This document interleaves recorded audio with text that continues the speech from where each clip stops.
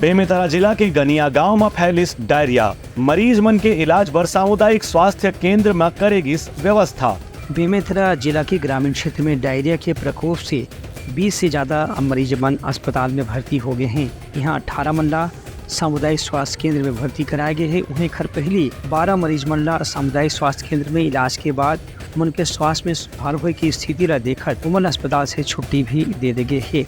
उन्हें कुछ ग्रामीण क्षेत्र में 6 मरीज मन के इलाज चल रहे थे, जेमन की स्थिति थोड़ी कम गंभीर बताए गए है। इस बीच में स्वास्थ्य विभाग ने डॉक्टर उनके टीम दहाड़े भी कैंप लगा के नवागढ़ क्षेत्र के गनिया गांव में विशेष रूप से ग्रामीण मरीज मन के इलाज करे जाते।